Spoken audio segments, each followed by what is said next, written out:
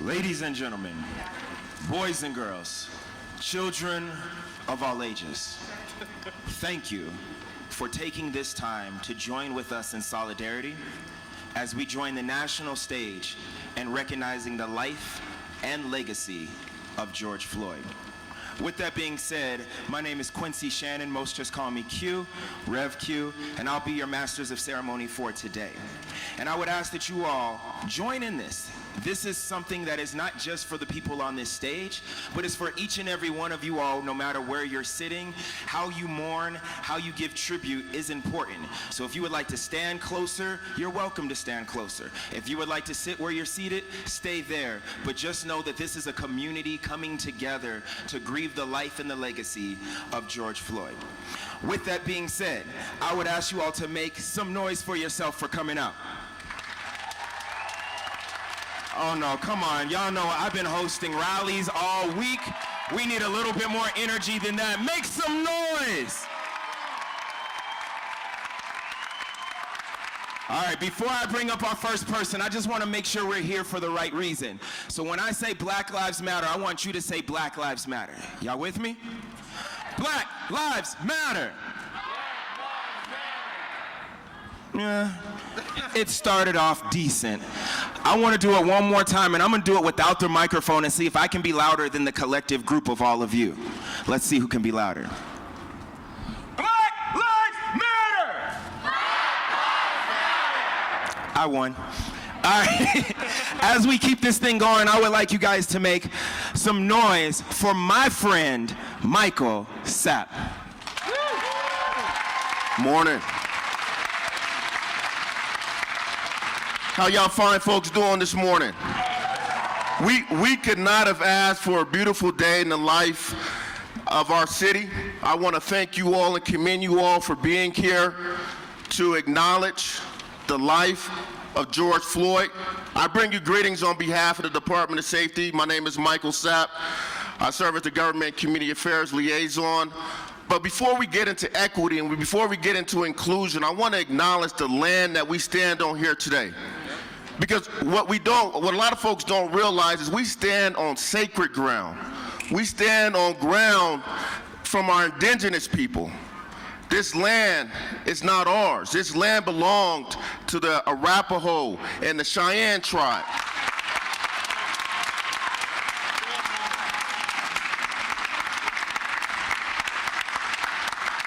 And in 1864, we had the great Sand Massacre that occurred over gold and silver, and folks lost their land.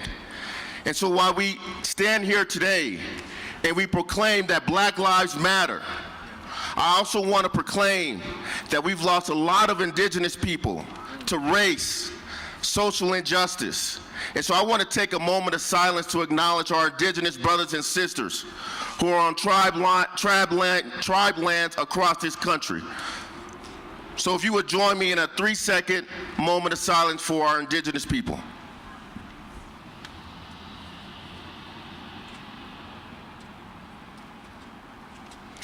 Thank you. Give yourselves a round of applause for being here again.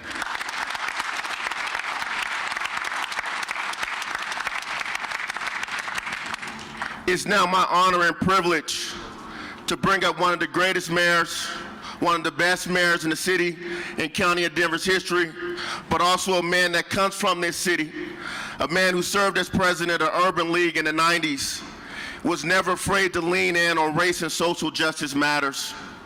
Someone who stood with protesters yesterday and marched around and spoke the words Black Lives Matter. It's my honor to bring up my friend, my mentor, our mayor, Michael B. Hancock. Thanks, Mike. Make some noise for Michael Sapp. Michael Sapp's one of the great emerging leaders of our community. I am so honored to be here today. I want to thank you all for being here, for what you've done over the last 8-9 days to continue to raise the consciousness of our community here in Denver, but also to be a model on how to demonstrate peacefully while standing strong and erect for a message that we can all resonate to and values that are deeply embedded in our hearts. That is why I was proud to stand with Governor Polis just 48 hours ago and say to the man occupying the White House who decided that he was bigger than this moment,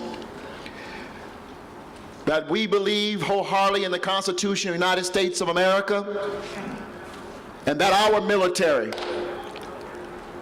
will not come here. We love them, we honor them, we appreciate their service to our nation and to all of us. But in this instance, we do not need them here unless they're coming to link arms with us and to march for justice, for liberty, and for our freedoms. And so I'm honored to be here today with my wife, Mary Louise, and our daughter, Janae, with all of you.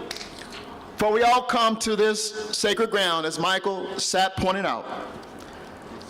And we thank our Congressman, Joe Neguse, for being here. We thank our board of directors, our board members from Denver Public Schools, Jennifer Bacon and Tay Anderson, for being here. We thank leaders of the faith community. From all of you who are taking off from work, we thank you for being here. We thank our men and women in uniform for being here today to show solidarity and to protect each and every one of us.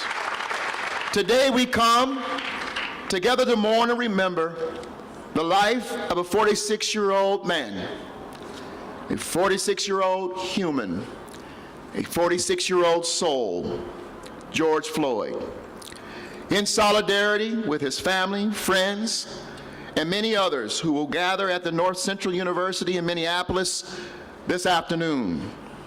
This moment we share together today in prayer and peace and reflection comes in this space where we have shared our pain, our protest, and made promises to each other that this will never, ever happen again. Great leadership is the transfer of relief. I read these words this morning and realize that we, like George, are suffocated, fighting for breath. We've been suffocated, fighting for our breath as we check the headlines every morning, as we look out our windows, as we walk the streets of our great city, or watch as others demonstrated their pain and frustration. Like George, we have been suffocated, fighting to breathe, while we have been unsure of the consequences, unsure of the outcome, unsure if we can trust each other to extend a hand in faith and partnership. Suffocated, unable to breathe like George, wondering if we can move forward in action together into a future where innocent lives are not lost under the weight, under the disease of racism and bigotry. But I come to you today as an honored and privileged and humble leader of this great city to say to all of you, to all of us, unlike the privilege and right that George had, for us, it's time to exhale. For us, it's time to believe, to act in his honor, and to impact lasting change.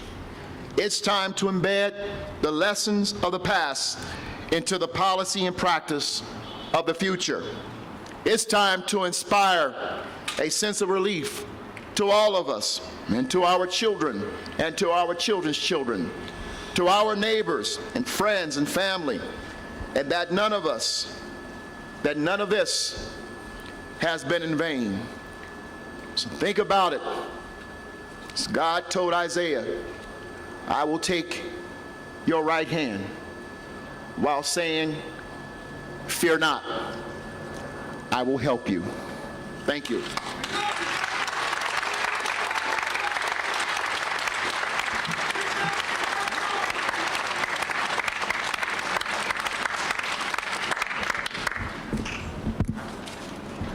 Please keep that applause going for our mayor, Michael B. Hancock.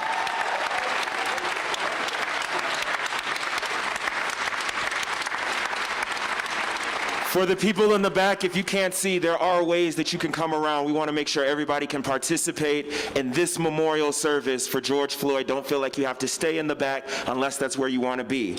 Next, we would like to bring up our Director of Safety, Murphy Robinson.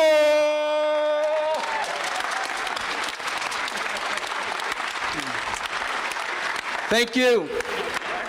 I can't tell you how thrilled I am to be here with you to celebrate the life of George Floyd. But more than that, I want to thank you. I want to thank you for igniting your voices the last 5 to 6 days to say that Black lives matter.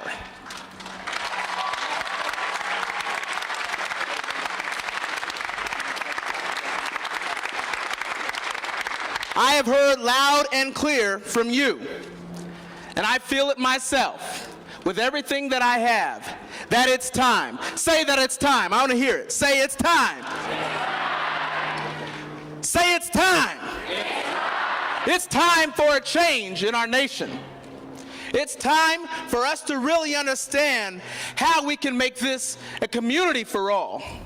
And I will tell you, the Department of Safety and Mayor Hancock stand in solidarity with the millions who have marched and demand for justice for George Floyd, Breonna Taylor, Ahmaud Arbery, and those Black lives who have taken prematurely by police brutality and hatred. We affirm our commitment to eliminate all forms of racism, and we align our commitment to the mayor's focus on equity. We will do better, and we must do better. As your public safety director, I dedicate to you, I affirm that the lives that are taken from us, we must honor them and gather here for George Floyd and all the lives that we have been stolen from us unjustly, and not let that change go unrecognized. My job ultimately is to stand for justice, to stand with you, not against you, to link arms with you, not bear arms against you. Today, greater than my title, I stand before you as a person, not only as an Afro-Latino male, but as a proud native of Denver, but also a father of a Black child and a husband of a Black wife. I saw a video the other day of a beautiful little girl. Her name was Gianna. Gianna was George Floyd's 6-year-old daughter. My heart was touched and broken at the same time. There was nothing like quite of the bond between a father and a daughter. In this video, she was sitting on the shoulders of Stephen Jackson, and she said one thing. She said, "My daddy changed the world."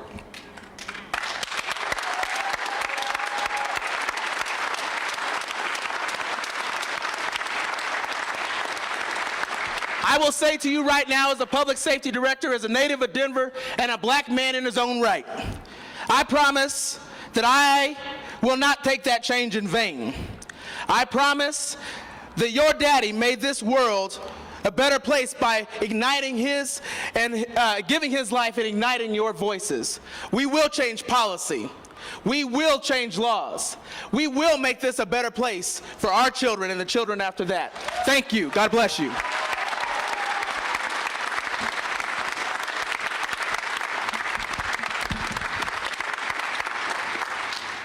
Thank you, Director Robinson. And now, in honor of George Floyd, we ask you to join with us in a moment of silence that will last 8 minutes, 46 seconds. And as you reflect during those minutes, I ask you to say to yourself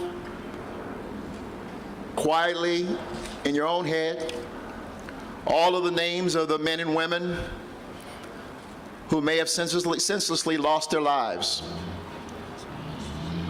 That we stand here today, and George Floyd is not only a symbol of the pain and frustration we feel today, but the long-standing pain and frustration. I ask you to reflect on the 400 years of the injection of this disease and virus of racism and bigotry into our nation and the original sin called slavery, and how today we're still paying the price. I ask you to reflect on the historic and long-running socioeconomic deprivation and discrimination of people of color in this nation. The moment of silence will be followed by a gift. The First Lady of this city, one of the most talented people I have ever met, will come and bring us a song designed to unite us. So now we will start the clock cue, and then we'll be followed by a song from Mary Louise. The moment of silence begins now.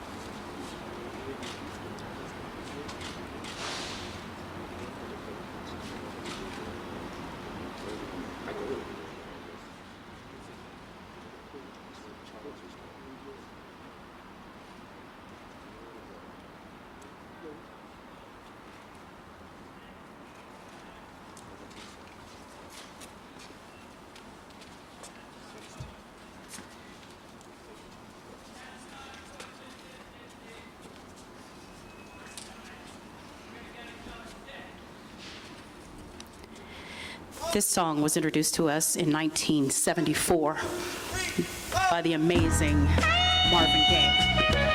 And it was relevant then, and it's relevant right now. Mother, mother, there's far too many of you crying. Brother, brother, brother, there's far too many of you dying.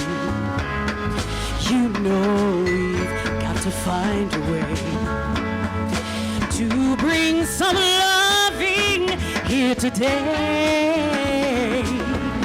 Father, Father, Father, Father, we don't need to escalate.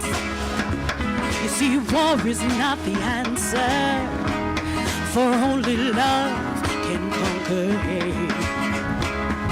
You know we've got to find a way to bring some understanding here today. Picket lines, picket signs, punish me with brutality.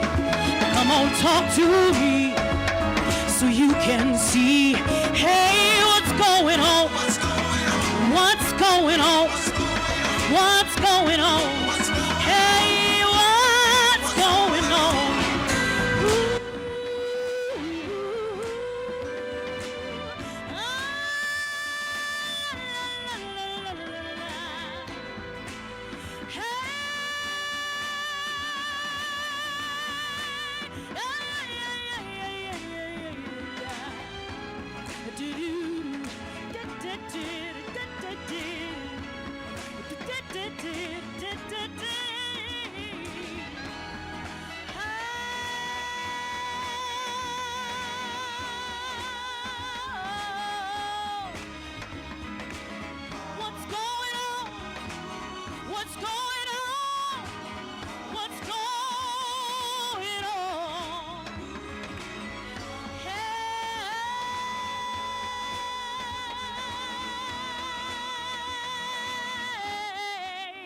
What's going on?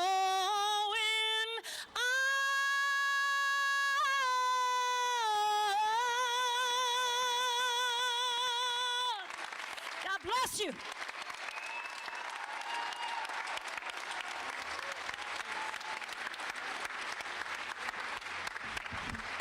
Please give our First Lady another round of applause.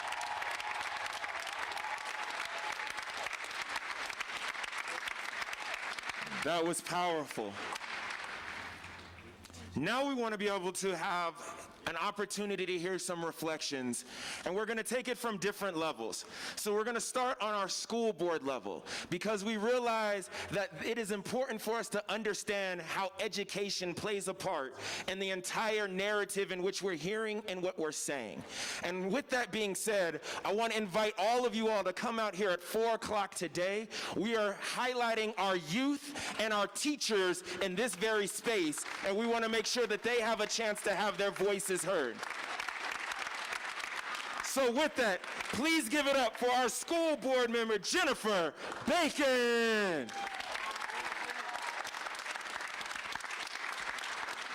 Thank you so much for that song. And I'm going to switch up what I was going to say a little bit in thinking about education, but also how beautiful we are as Black people in our culture. And being able to share that song with you is a beautiful reminder of that. I was actually remembering the first time I was hearing music like that.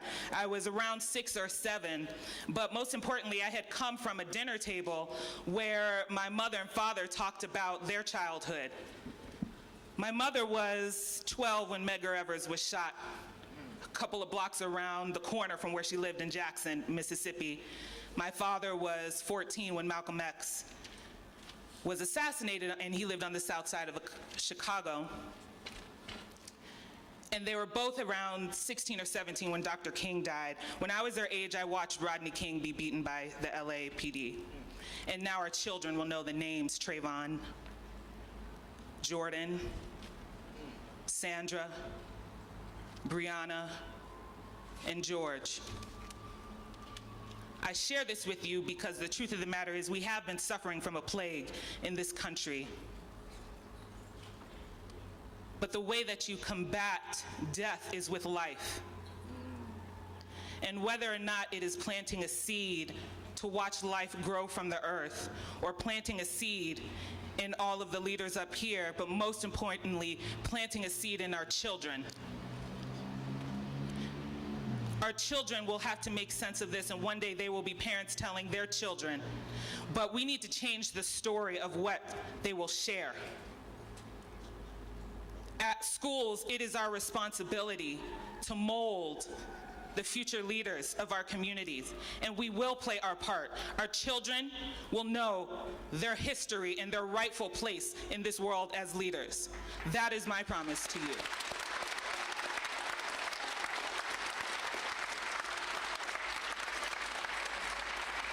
Our children will know how this country works. They will be prepared to live in not just the fear, but the hope that we see when people march, so that they will ensure this does not happen again. Generations before me were traumatized, mine is skeptical, but theirs is hopeful. And all of us need to grow that spirit. And if we do not do our part to end this plague, then we should be held accountable for that. And I'm okay with that. So on behalf of the adults that have some sort of touch point with our children, please be a part of their education as community. Leaders and teachers aren't the sole educators of children. We all are. So we need to now walk our talk and demonstrate and affirm that they know Black Lives Matter. Black Lives Matter. Black Lives Matter. Black Lives Matter.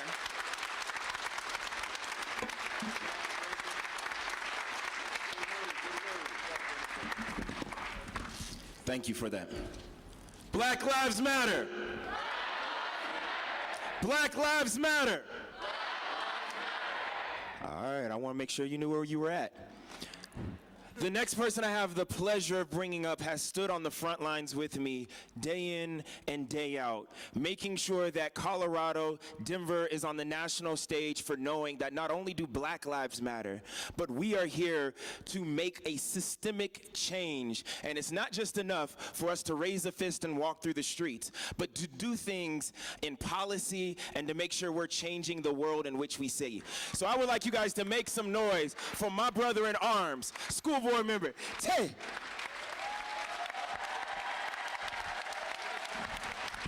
Hello, Denver. Hello, Denver. How you doing? Make some noise for yourselves. So we've been out here for the last few days, and as a man of faith, let me just say this is the day that the Lord has made, and let us rejoice and be glad in it, and making sure that we're not here mourning a life of George Floyd, but we are celebrating the legacy that he leaves behind. We are here today to make sure that we demand justice for all of those who have been unjustly killed, not just George Floyd, but those starting with our ancestors who said, "I'd rather be dead and free than be in chains." Now we have to have a resolve to make sure that we march in peace, we promote that Black lives do matter, that we get justice not for George Floyd, but for Breonna Taylor, for Ahmaud Arbery. We make sure that we get justice still for Trayvon Martin. We continue to get justice for those who have died. Let it be noted on this day that the world began to change. We are in the midst of a pandemic right now. So here's my shameless plug.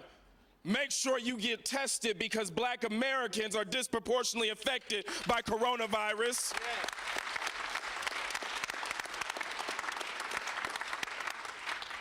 And I just want to say this real quick for the critics that say gathering like this is different than, or is worse than gathering for opening the state. So let me just be clear to the Karens that want a haircut. We are not asking for a hair salon to be open. We're asking to be treated as humans.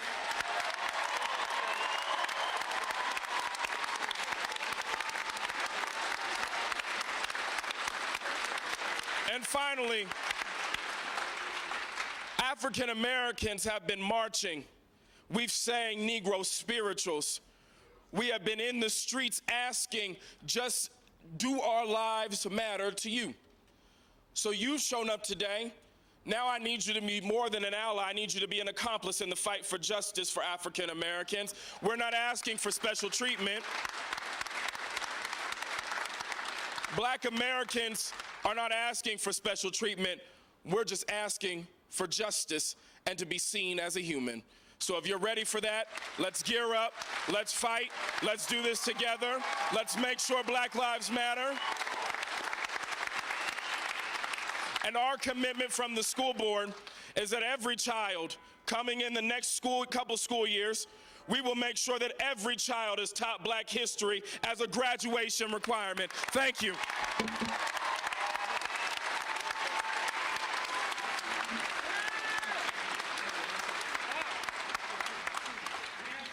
A people united will never be divided. A people united will never be divided. A people united will never be divided. A people united will never be divided. You know, I almost believed you. We're going to get there. By 4 o'clock, we're going to feel that passion. I appreciate each and every one of you all for coming out.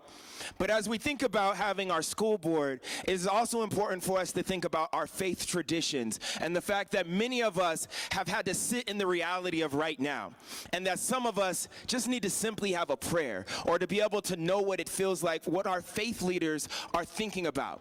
So in that, there's been a guy who I've been calling a lot because he is my pastor, and I needed to just say, man, I'm not okay. I'm upset. I'm angry. I don't feel safe when I drive down the street, when I go downtown. I feel attacked for people for trying to put on actions downtown, and they're using my name in negative ways. Can you just pray for me? And he answered that call and said, not only will I pray for you, but I'll sit with you, and I'll march with you, and I'll speak with you. And that's the value of a faith leader. So I'd like to bring up my pastor of New Hope Baptist Church, Reverend Downing.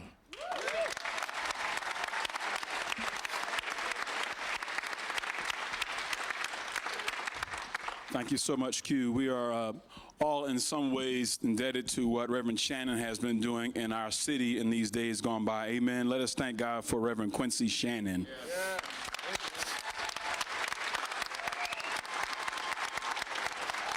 We're grateful for the leadership in this city in behalf of our mayor and for the way that Denver, Colorado has shown up for liberation, for justice, and for ensuring that the rest of the world hears the voice from Colorado that says Black Lives Matter. The reality is that all lives matter is a farce until Black Lives Matter is a reality.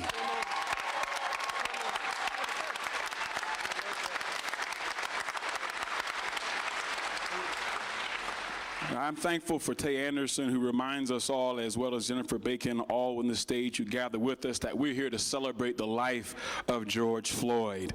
We're thankful for this tremendous man of God who is known as a gentle giant.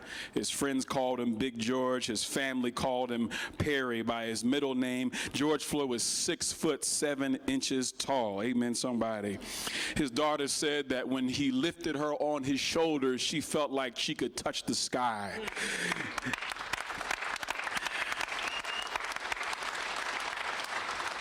That George Floyd was a father, a nephew, a beloved, a dear friend, and was known by everyone who spoke of him as someone everyone seemed to love. I couldn't help but turn in my faith tradition to the story of Lazarus, that tremendous man who, family to Mary and Martha, when Lazarus died, they cried out to Jesus and said, Jesus, Lord, had you been here, my brother would not have died.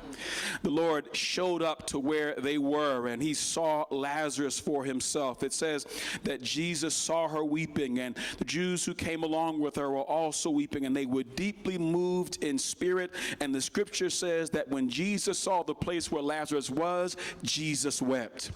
And I can't help but think today that as we look around the globe, these days gone by, from New Zealand to New York, from London to Dublin, from Belgium to Brooklyn, from Rhode Island to Rio de Janeiro, we are reminded that in the lives of those who walk these streets that Jesus wept, that this world is mourning and weeping because that is part of the human condition. It's a part of us connecting one with another, that when you heard I am because I am, you are because you are I am.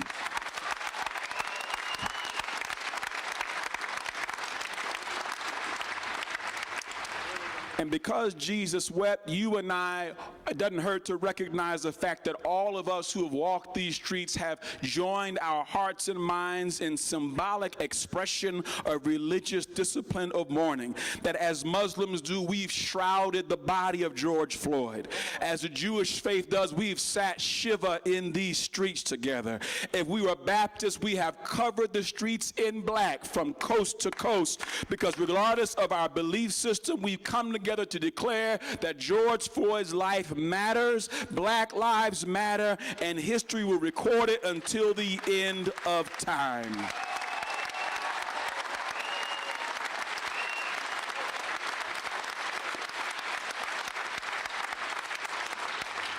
But not only did Jesus weep at that scene, he ordered that the tombstone or the grave be rolled away. And we will not be finished with this fight until the stones have been rolled away. We've come into these streets to do more than chant and cry. We're not interested in being the content for nightly newscasts. Our desire is the societal gravestones of Black lives be rolled away.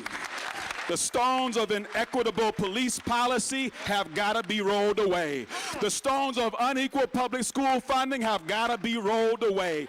The stones of food insecurity, of disproportionate sentencing, of disproportionate police stops, frisks, and harassment have got to be rolled away.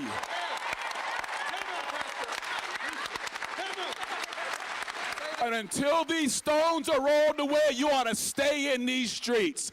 And while they're rolled away, you need to call every white friend you have and remind them that a silent voice is a voice that is not in the lives of Black lives. You've got to open up your mouth and determine that until Black lives matter, all lives don't matter.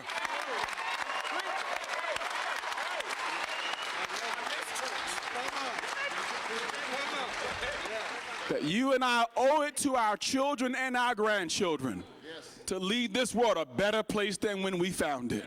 God bless you. May heaven smile upon you.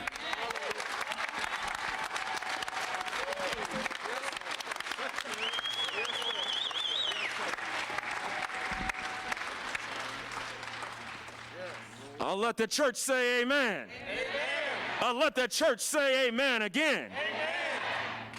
You know we Baptists, so we believe in the call and response lifestyle. But I would like to take just a moment. If you are Muslim, if you are Jewish, if you are Indigenous, and you have whatever religion that you practice, we want to make sure that we give you a moment right now, not to come to the stage, but to acknowledge that however you are worshiping is important. However you are mourning is important. So we're going to take just a moment of silence so that in whatever faith tradition that you have, that you can pray, give honor, give reference, take a pause for the ancestors, whatever that looks like, so that we can all join in one place, realizing that Black lives matter and George Floyd mattered.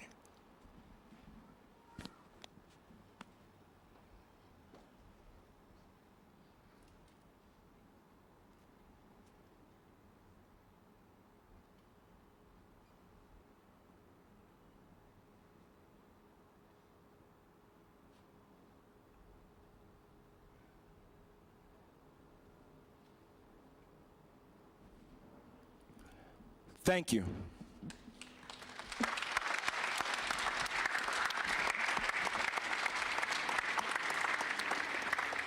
I don't know about you, but I believe in representation. And that if you have somebody in the room when important decisions are being made, you have an opportunity to have your voice heard and the change that you want to happen. And I'm so thankful that Colorado, we were able to vote somebody into the U.S. House of Representatives who stands for us. And that's not something we've always had with everybody who's been voted in. I'm not political. I can say what I need to say up here. But I stand with this person, not just because of how he looks, but because of how he has voted and how he has stood and how he has represented. And I would like you all to make a round of applause for U.S. Representative Joe Neguse.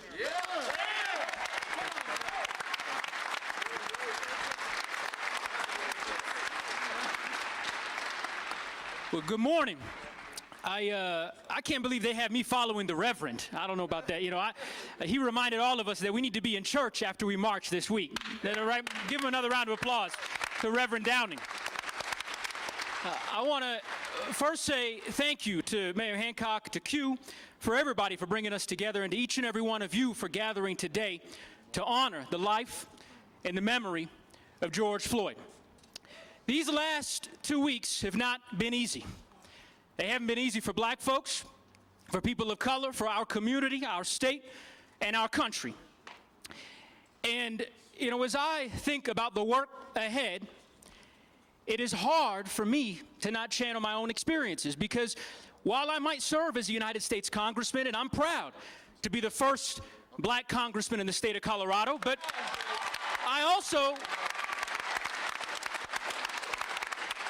have also witnessed and experienced the events of the past 2 weeks as a young black man in America. I watched the video of George Floyd's murder like so many of you, and I'm not ashamed to say, Reverend, that I wept. I wept at the brutality, at the loss of life, at another young black man gone far, far too soon. And so I say to you, I know and understand the anguish and the pain and the fear, and it is up to us now in this moment to channel those feelings into action, to channel them into legislative solutions, because George Floyd was not the first to die, but together we can make sure that he is the last. Come on. I will tell you that the Congressional Black Caucus hears you. The Judiciary Committee on which I serve hears you. The United States Congress hears you. And in the coming days and weeks, we will enact bold, comprehensive, systemic reforms to make sure that this type of violence does not happen again. But I also want to say this. You know, I've watched these protests across Colorado, across our country, and in Boulder, in my district, in Boulder County, and I have been inspired by the rich mosaic of people who are standing up and showing up for justice and equality. White people, black people, Asians, Latinos, Coloradans of all ages and of all political stripes saying enough is enough. And when I see you, I think of one thing. I think of love. That universal language that ties each and every one of us together. Dr. King in 1967, August of that year, delivered a speech. The Reverend knows it well. Where we go from here. And he talked about the dilemma facing the civil rights movement at that time as protests and riots raged across this land. He offered a quote that has sustained me during very difficult times, and it is this: that I have decided to stick with love. Hate is too great a burden to bear. And so I ask every one of you, to stick with love, because that's what I've decided to do. Let's honor George Floyd today. Let's honor him tomorrow. Let's get this done together. I know that we can. Thank you all so much for coming out today. I appreciate it. Thank you.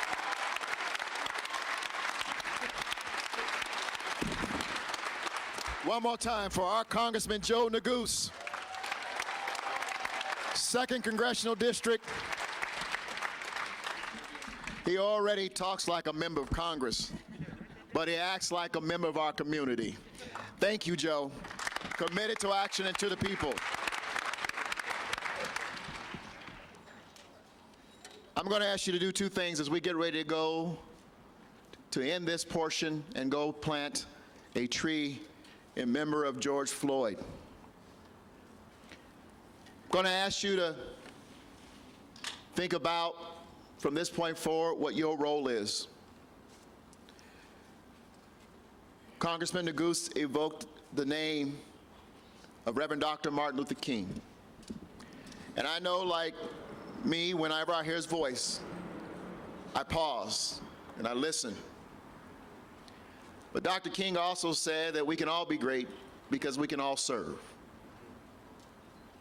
And what most people don't realize about him is that before he was known as the Reverend Dr. Martin Luther King, he was asked not once, not twice, but 3 times to lead the civil rights movement, or what became the civil rights movement.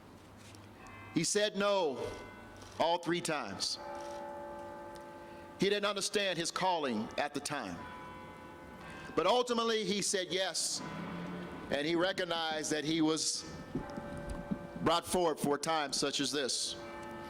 And so I ask you today, before we leave and beyond, think about what your calling is in this movement. And then finally, I ask you to think about this.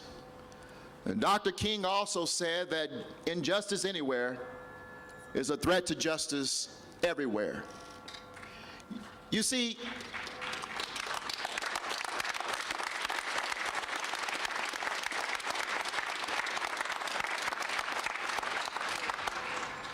as a descendant of black people who sat in slavery for 200 years,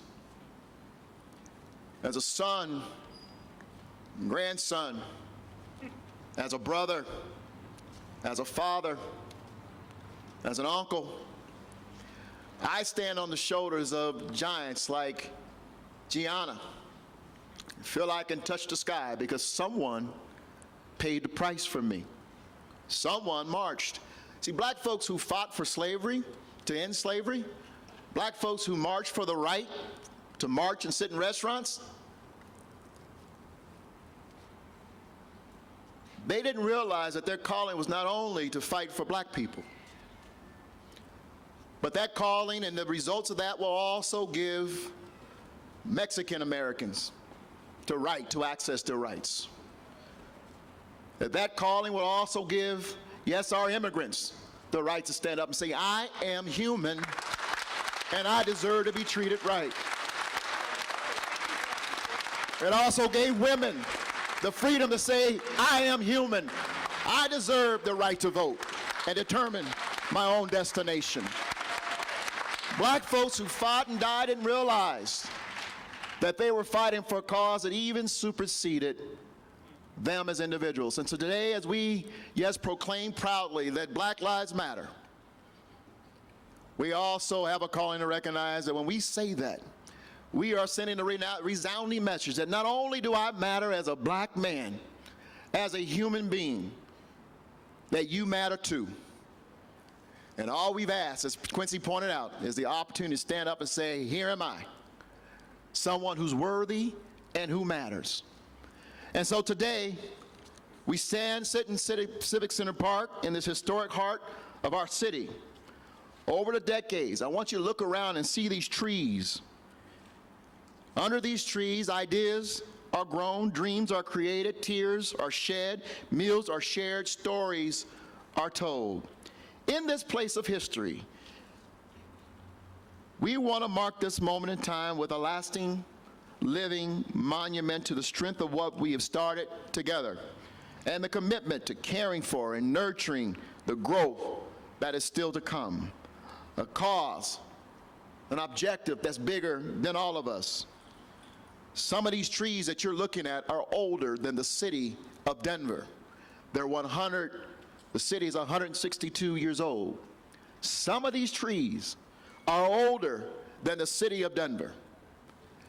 And so we plant a tree today in memory of George Floyd and all those names that we have called out, because we wanted to always stand erect, tall, even taller than the 6'7" George Floyd, so that when our children see it, our grandchildren see it, they too, no matter what color, what race, what religion, can understand that the ideas of this nation and the city of Denver, they can touch the sky. So today we are planting a shingle oak, one of 6 trees planted on the east side of the park, to honor the memory of George Floyd and all those who have died unnecessarily at the hands of law enforcement. The shingle oak is a native primarily of the Midwest. And listen to this, it will grow to more than 60 feet tall and wide, and it will live more than 100 years. So we will walk. We invite you to join us as we process, and I ask you to keep these words in mind. Each one of us placing your voice in these words. My voice is an army. Our truth can bring the most powerful person to justice. Only me, only I, only us. Let us not fall, but keep standing tall. Let us not stay quiet, but speak as freely and loudly as we want. Let's stay together. Let us never be defeated. Let us be joined as one, holding hands like a chain of unity. Only me, only I, only us. Your truth can become a quote. Our truth can become a nation. Our truth can become a nation. Vote on November 3rd. Our truth can become a nation. Vote like it's your last vote on November 3rd. Let no one divide us. Let's all come together and stand erect and as tall as George Floyd, and as erect as tall as this tree. Only me, only I, only us. We will process off the stage. We ask you to join us, and let's go plant a tree that will stand for over 100 years in memory of George Floyd and all those who died unnecessarily at the hands of law enforcement.